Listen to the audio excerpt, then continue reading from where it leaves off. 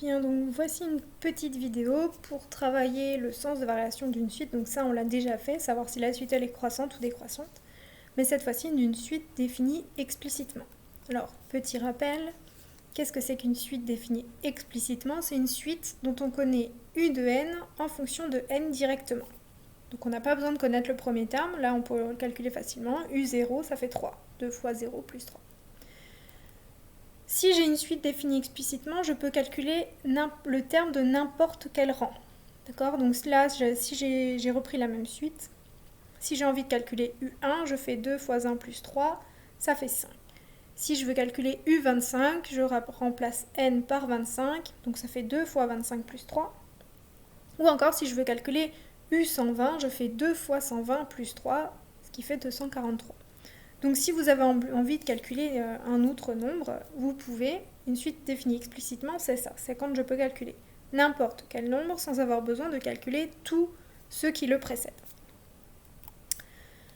Mais néanmoins, on a quand même parfois besoin de connaître l'expression de U de n plus 1 pour, en particulier, démontrer le sens de variation d'une suite.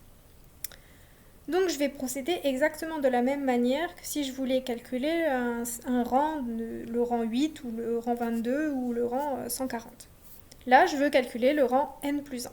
Donc si U de n c'est 2n plus 3, je vais remplacer tous les n par n plus 1. Donc U de n plus 1, c'est 2 fois n plus 1 plus 3. N'oubliez pas les parenthèses, ça permet vraiment de voir que le nombre c'est n plus 1.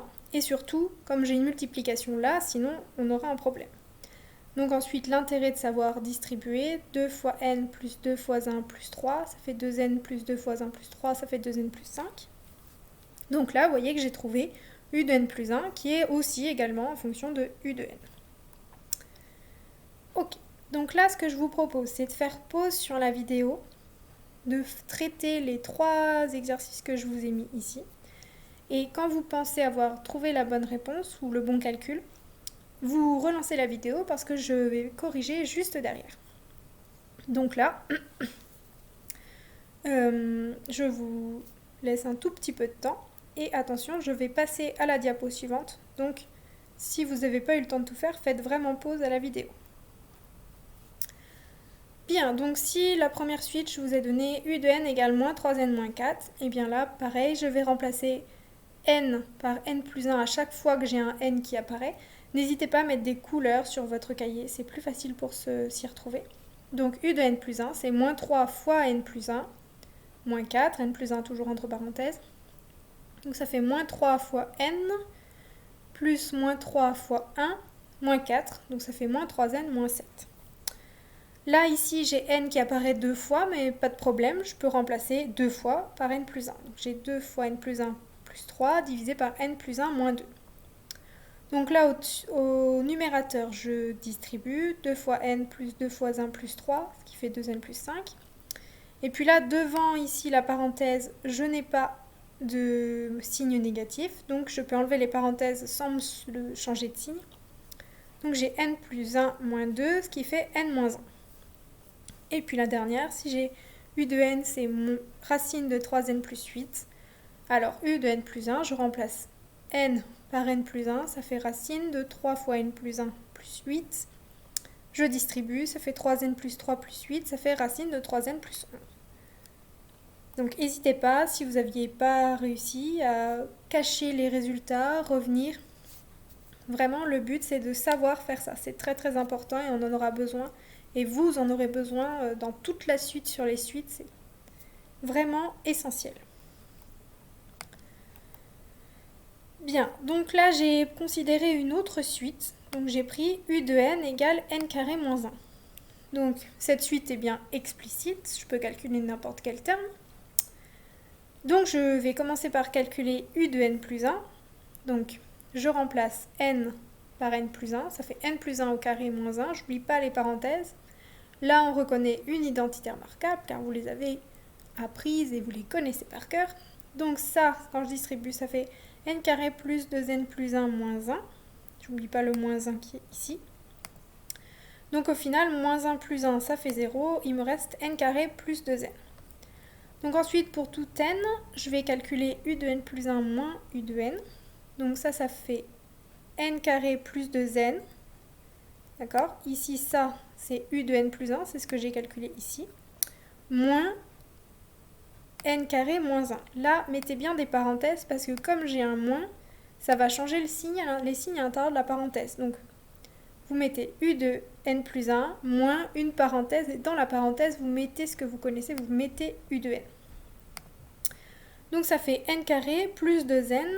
Donc là, moins n carré moins moins 1. Donc, moins n carré plus 1. Là, les n carrés se simplifient. Il me reste 2n plus 1. 2n, c'est positif. 1, c'est positif. Quand j'ajoute deux nombres positifs, ça reste positif.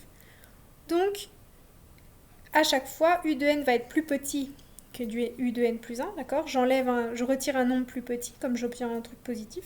Donc ma suite, je sais qu'elle est croissante, et là, vous l'avez démontré de manière très propre. Donc, conclusion, cette méthode-là, écrivez-la quelque part, il faut vraiment vous l'approprier, et surtout savoir faire sans vous poser de questions, il faut que ce soit automatique. Donc, la méthode pour trouver et démontrer les variations d'une suite. En premier, vous calculez les premiers termes pour pouvoir donner une conjecture. Vous calculez U0, U1, U2, U3, U4 globalement pour avoir une idée de est-ce que la suite elle est croissante, est-ce qu'elle est décroissante. D'ailleurs, les mots croissante et décroissante sont indispensables. Dans le DS, il y en a certains qui ne connaissent toujours pas le mot croissant, le mot décroissant. Ça, c'est pas normal. Je ne vous demande pas de tout comprendre, mais par contre, connaître le vocabulaire, c'est indispensable. Ensuite, si j'ai une suite explicite, comme on avait avant, alors il faut calculer u de n plus 1. Si ce n'est pas une suite explicite, vous connaissez déjà u de n plus 1. Une suite qui n'est pas explicite, c'est une suite définie par récurrence, et vous avez u de n plus 1 égale 3un moins 2, et vous connaissez le premier terme. Donc ça, le point 2 est à faire uniquement si vous n'avez pas déjà u de n plus 1. Et ensuite, il faut calculer u de n plus 1 moins u de n et conclure en fonction du résultat que vous obtenez. Si vous obtenez un nombre positif, ça veut dire que vous avez u de n plus 1 qui est plus grand que u de n et donc que la suite elle est croissante. Si vous obtenez quelque chose de négatif, alors ça veut dire que u de n plus 1 est plus petit que u de n et donc la suite est décroissante. Pour ne pas alourdir l'écriture, je ne vous ai pas mis pour tout n appartenant à grand N. Néanmoins, si vous y pensez, ça fait vraiment un plus sur votre copie. Donc, pensez bien à dire soit n appartenant à grand N, u de n plus 1 moins u de n. Ça montre vraiment que vous vous dites, bon, je vais faire le calcul pour n'importe quel entier naturel. Cette vidéo est terminée, n'hésitez pas à venir me poser des questions, n'hésitez pas à la revisionner, n'hésitez pas à faire tous les calculs sur votre feuille, étape par étape, pour comprendre chaque point.